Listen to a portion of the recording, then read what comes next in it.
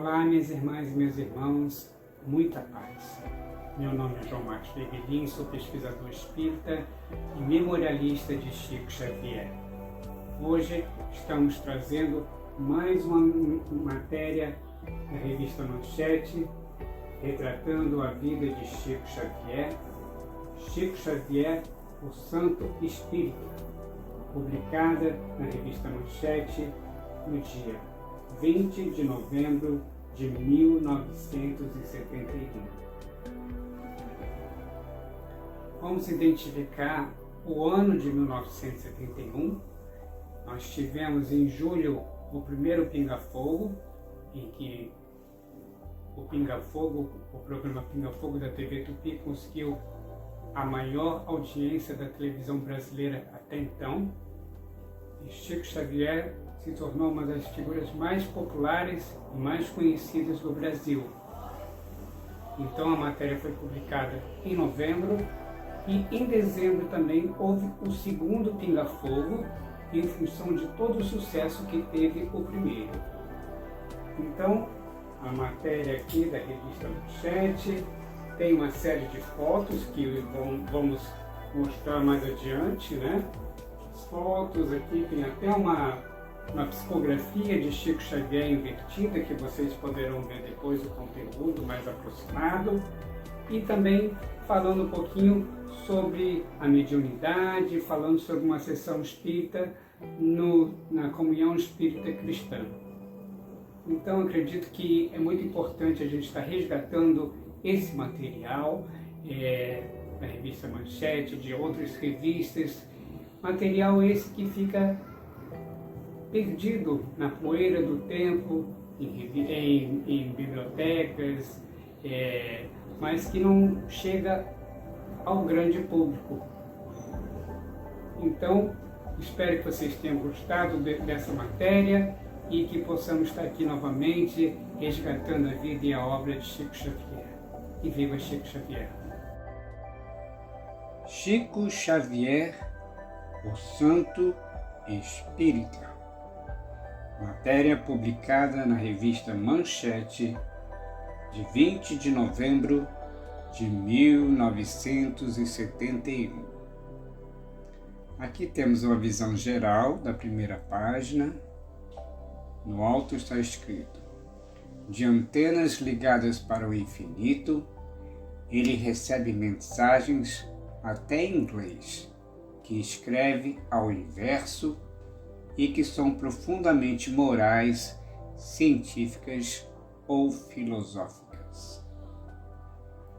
Aqui nós temos também 3 imagens de Chico Xavier, uma na mesa de reuniões, outra com o médico dele e a outra psicografando. E aqui nós temos as legendas. Quando Chico autografa um de seus livros, o acontecimento é sempre muito mais concorrido do que os lançamentos de obras dos escritores convencionais. Na outra foto, exame de pressão e pulsação, pelo Dr. Elias Barbosa após uma sessão. O momento exato em que Chico Xavier psicografa uma mensagem do além. Nessas ocasiões, Chico fica em transe total. À direita, entre as flores, um médium conhecido até pelos não crentes como um homem muito virtuoso. A reportagem é de Francisco Bran, fotos de Esco Murito.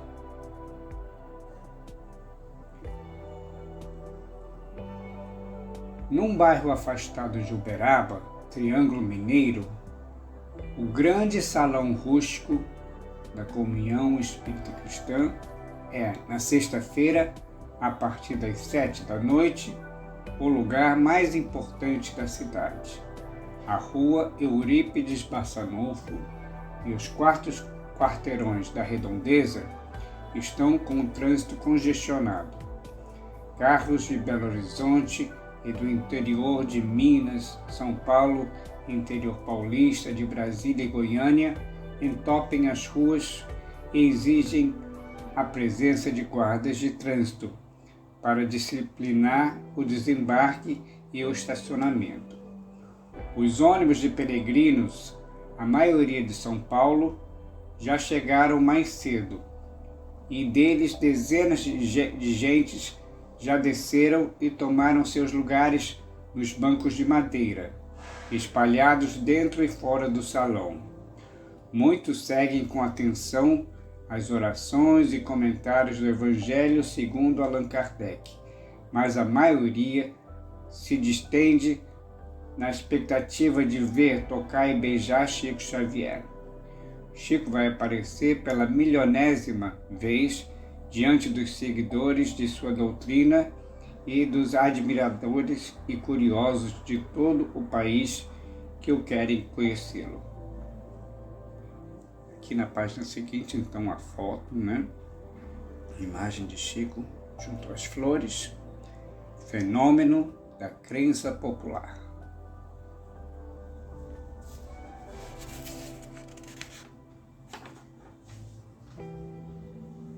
Então, a imagem aqui da terceira página. No alto nós temos duas imagens. Na primeira, a amiga espiritual de Chico aparece materializada na casa do médium em Pedro Leopoldo, 1954. E na outra, Chico Xavier ao centro, entre seus amigos Ica, à sua direita, e Eurípides Humberto dos Reis, que é o secretário da editora dos livros psicografados pelo médium. E aqui nós temos ainda uma outra imagem que diz: Dom José Pedro da Costa, arcebispo de Uberaba, reconhece o valor das obras de caridade que Chico Xavier promove naquela cidade. O ectoplasma do médium materializa o espírito. Muitos dos presentes estão ali para vê-lo pela segunda, terceira, 10ª vez, mas nem por isso deixam de experimentar também a crescente ansiedade de tê-lo de novo à sua frente. A tensão da expectativa começa cedo, por volta das 6 horas da tarde. Os fiéis amontoam-se perto da única porta que dá acesso ao salão do centro espírita, à espera de ela ser aberta a qualquer momento, dando a oportunidade tão desejada de ver o médium e tomar-lhe a bênção fervorosamente. Mais ou menos às 7h30, 8 horas, finalmente abre-se a porta.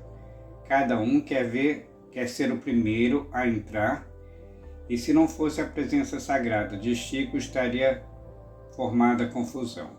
Gente empurrando e atropelando para ser o primeiro, mas também que põe os pés dentro do salão e deparam com o médium. Os peregrinos mudam seu entusiasmo barulhento em êxtase disciplinado. Formam uma fila indiana onde um por um espera com paciência beatificante um momento sublime de pegar na mão de Chico e, se possível, abraçá-lo e beijá-lo no rosto. Antônio Soares, o motorista de um dos ônibus de peregrinos, que habitualmente faz a rota dos grandes milagreiros do país, compara o comportamento das pessoas nessas diferentes romarias religiosas e fica sem entender a calma e a tranquilidade das pessoas que vão ver o Chico. Parece que até entre os espíritos existem esses negócios de alto e baixo. Aqui no Chico Xavier, a gente não vê as coisas que acontecem lá no Rio, do seu set. Não tem esse negócio de incorporar, rolar no chão e beber cachaça. E é tudo muito calmo. O pessoal até parece que fica abobalhado Todo mundo falando baixinho e olhando para o Chico com os olhos parados, pensando longe, longe. Depois da bênção, o médium retira-se para uma saleta ao fundo para dar passes e receitas ditadas pelo espírito do médico homeopata Bezerra de Menezes. Enquanto isso, inicia a sessão de preces, dirigida pela secretária de Chico, Dona Dalva. Nova expectativa vai tomando conta dos fiéis, que pregam os olhos na porta da saleta, esperando o guia espiritual voltar e encerrar a sessão com o recebimento das mensagens do além. A psicografia das mensagens transmitidas pelos espíritos é o clímax dos trabalhos da comunhão espírita cristã. É nessa hora que o médium assume sua condição privilegiada de antena ligada para o infinito e assombra quem o vê escrevendo com velocidade espantosa versos e prosas de conteúdo poético, filosófico ou científico. A recepção das mensagens segue um ritual invariável.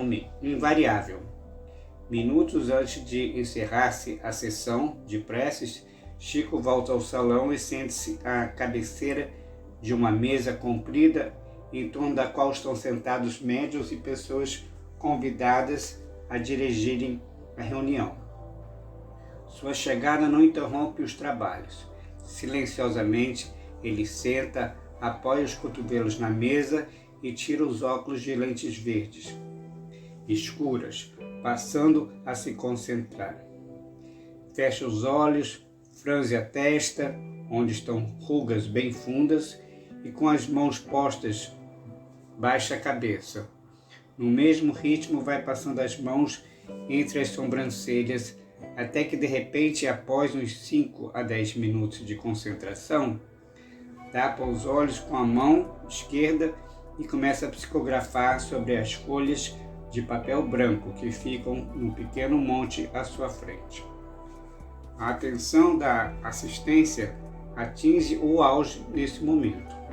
Os olhos das centenas de pessoas que se comprimem fixam-se sem o menor movimento no guia espiritual e o silêncio absoluto.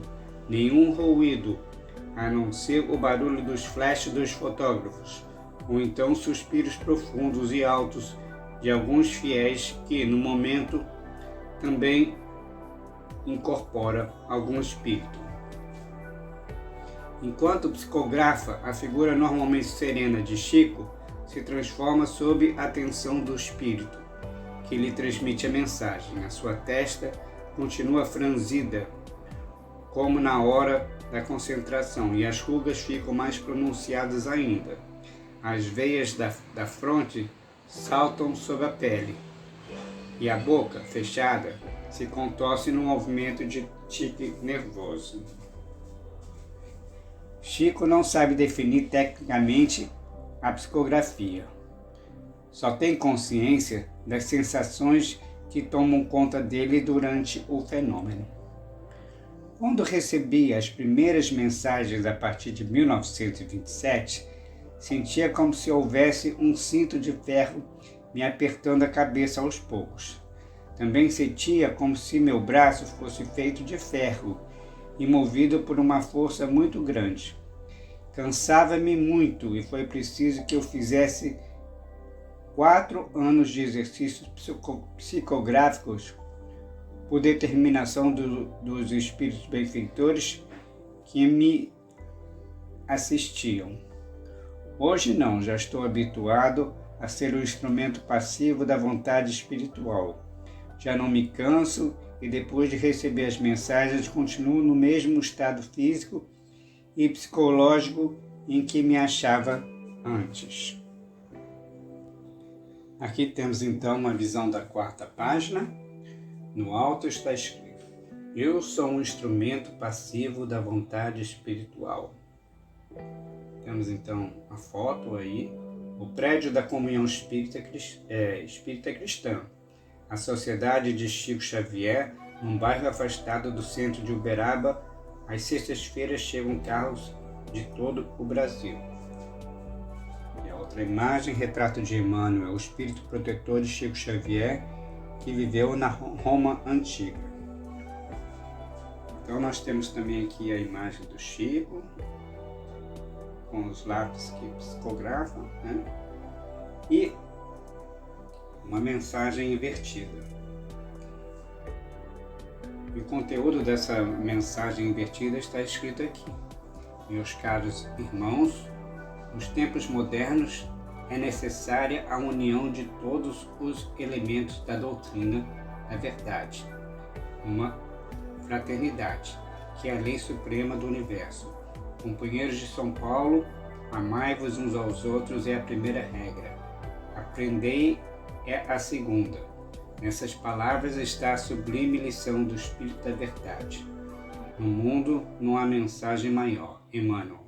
Essa mensagem foi psicografada por Chico Xavier em inglês ante 600 pessoas em 29 de março de 1957, na sede da SMSP, escrevendo da direita para a esquerda.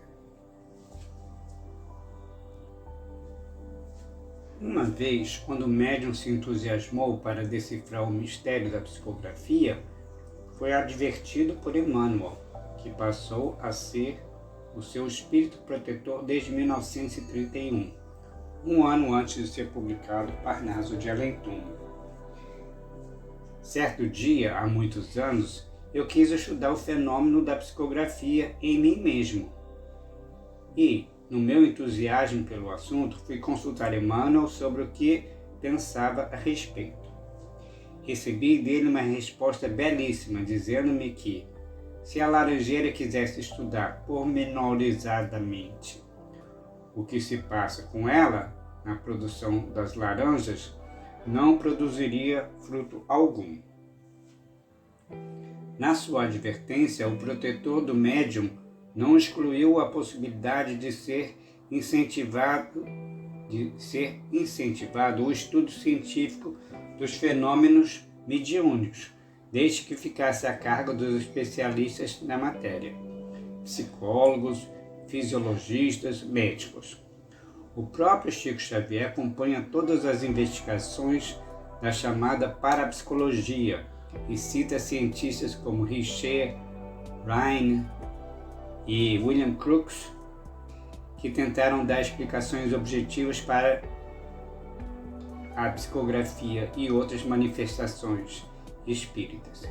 Ele próprio se diz pronto a submeter-se a exames médicos e psicológicos para que sua mediunidade seja estudada à luz da ciência. A pedido de Manchete, deu mostras de sua boa vontade nesse sentido, submetendo-se a exame de pressão e pulsação perante a reportagem, após terminada a recepção de uma mensagem de Emmanuel. Elias Barbosa, seu médico particular, professor de farmacologia na Faculdade de Medicina de Uberaba, psiquiatra e clínico geral, foi quem realizou o exame, tomando a pressão e a pulsação de Chico. Minutos após a psicografia, ele estava com pressão a 12 por 5 por 6,5 e com a pulsação a 72 batidas por minuto. Condição física de um jovem de 20 anos, conforme diagnosticou o Dr. Elias Barbosa, que disse ainda ter Chico Xavier um resultado excelente no eletrocardiograma, como se fosse de um jovem de 20 a 25 anos. O professor Elias Barbosa já escreveu 2 livros contando os casos mais espetaculares de mensagens recebidas por Chico. Nos inúmeros trabalhos sobre a vida e os poderes do médium, esses livros são os mais objetivos. O médico uberabense procurou provar a existência dos espíritos e a autenticidade de suas mensagens, colhendo dados sobre o espírito antes de sua desencarnação, isto é, quando ele estava vivo. Um dos casos muito citados ocorreu na noite de 28 de junho de 1963, durante uma sessão na comunhão espírita cristã. Júlia Gomes de Oliveira tinha pedido uma orientação ao médium escrevendo numa folha de papel seu nome e idade. Chico, ao pegar o papel, começou a receber uma mensagem e a psicografou, assinando Wilson de Oliveira, que era filho de Júlia, morto por afogamento um mês antes. Júlia era de Barreto, São Paulo, e segundo Elias Barbosa, nem Chico ou qualquer dos médiuns presentes à sessão a conheciam e muito menos sabiam que ela tinha filho.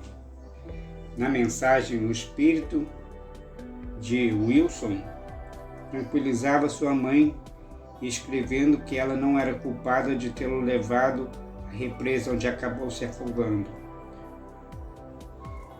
No pé da mensagem, Chico psicografou a assinatura do rapaz, que fez a mulher ter um acesso de choro por causa das semelhanças. Depois, Elias Barbosa procurou comparar a letra da assinatura psicografada com a assinatura da carteira de trabalho do rapaz e notou que entre elas muita identidade. Num dos livros Presença de Chico Xavier, o psiquiatra de Uberaba fornece cerca de 40 outros depoimentos de parentes de espíritos psicografados, confirmando os acontecimentos, datas e nomes registrados nas mensagens recebidas por Chico Xavier. Apesar de ser também espírita, o Dr. Elias Barbosa acha que as análises que já fez resistem a qualquer crítica objetiva. Para ele, a cada dia que passa, a ciência se aproxima da comprovação experimental da existência dos espíritos. Estamos aqui então a última página da matéria, né? No alto está escrito: a descoberta da antimatéria representa mais um passo dado pelo homem rumo ao infinito. E aqui nós temos a imagem, né? De Chico. No modo com que penteia os cabelos, Chico Xavier deixa escapar uma ponta de vaidade. Continuando então o texto, né? Cita com entusiasmo as experiências feitas na União Soviética sobre a telecinésia, telepatia e irradiação magnética do corpo humano. O próprio Chico Xavier acha muito importante esse estudo científico dos fenômenos mediúnicos. Isso não o apavora e nem ameaça abalar suas convicções. Mesmo se a psicografia, levitação, aparições, materialização, movimentos telecinéticos, telepatia e premonição forem colocados pela ciência no chão da realidade pura e simplesmente material, acha que a doutrina espírita continuará intacta. O líder dos médiuns brasileiros vê inclusive com bons olhos a descoberta da antimatéria. Essa maravilhosa descoberta feita pelos cientistas russos fortalece mais ainda a minha crença no reino da espiritualidade absoluta. A nossa doutrina não tem medo dos achados científicos, conquanto ela mesma ensina que muitos espíritos benfeitores estão transmitindo do alto a sabedoria para os homens de ciência encarnados. A descoberta da antimatéria, a meu ver, significa um passeio além da marcha dos homens para o conhecimento do infinito, onde reina o Espírito Absoluto de Deus. Chico nasceu de uma infância feita só de sofrimento. Chico Xavier nasceu em 1910 em Pedro Leopoldo, Minas Gerais. E aos 5 anos de idade perdeu a mãe em cena que o impressionou muito, pois ele estava no quarto da doente ao lado da qual o pai, desesperado, se tornou uma imagem chocante para o pequeno. Menos de um ano depois, Chico começou a receber manifestações estranhas, que em breve identificava como comunicação de sua mãe, nascendo entre os dois um permanente diálogo. A situação do pai de Chico, um operário pobre, piorou muito por essa época e ele teve que deixar os filhos nas mãos de famílias amigas. Chico ficou com uma mulher que o fez sofrer muito, maltratando-o sobretudo em função de seus diálogos com a falecida mãe, o que a levava a chamar o menino de maluco e dar-lhe muita pancada. Isso evidentemente levava Chico a intensificar a busca de comunicação com sua mãe morta, Maria de Deus. O auge dos maus tratos da tal mulher surgiu quando uma curandeira recomendou lambida de alguma pessoa como único remédio para curar uma ferida pustulenta que um dos filhos dela tinha na perna. A própria mulher espantou-se de início, mas concordou com a ideia quando a curandeira completou: "Manda aquele menino doido que você tem em casa lamber." Chico lembra que foi duro, mas teve de lamber aquela perna pestilenta 3 sextas-feiras seguidas, depois do que a ferida começou a sarar. Acha que graças à santa intercessão de sua falecida mãe, e encerrou-se aquela agonia. Esses acontecimentos de sua infância criaram em Chico Francisco Cândido Xavier a marca característica de sua personalidade, uma santa resignação, segundo todos os que o conhecem bem. Essa resignação, assim como uma permanente abertura para a conciliação, está presente em todas as mensagens de Chico. Rapidamente, o menino transformou-se num grande médium e, com pouco mais de 20 anos, projetou-se mundialmente com sua primeira obra literária ditada pelos Espíritos, Parnaso de Além Túmulo, primeira de uma série de 106 livros editados até hoje. Chico é tido por seus seguidores como inteiramente diferente dos outros guias espirituais, milagreiros e curadores que o Brasil tem. Ele não acredita em milagres. Tudo o que acontece é determinado pela vontade dos espíritos. E as receitas que dá durante as sessões da comunhão espírita cristã são ditadas por espíritos de médicos homeopatas. Nos casos em que precisa de medicamento alopata ou de intervenção cirúrgica, Chico recorre a mensagens de médicos alopatas já mortos, que recomendam o auxílio de médicos encarnados. Nas sessões públicas das sextas-feiras, Chico psicografa cerca de 700 receitas, ditadas em sua maioria pelo médico homeopata Bezerra de Menezes, morto no ano de 1900. Os peregrinos, em geral, veem nele um santo. A grande maioria dos 150 mil habitantes de Uberaba não o conhece pessoalmente, embora ele cumpra quase que diariamente, com discrição, a rotina de um passeio que inclui o Correio e, na praça principal da cidade, o Bar 1001. Então, encerramos aqui a matéria Chico Xavier, o Santo Espírita, publicada na revista Manchete, de 20 de novembro de 1971.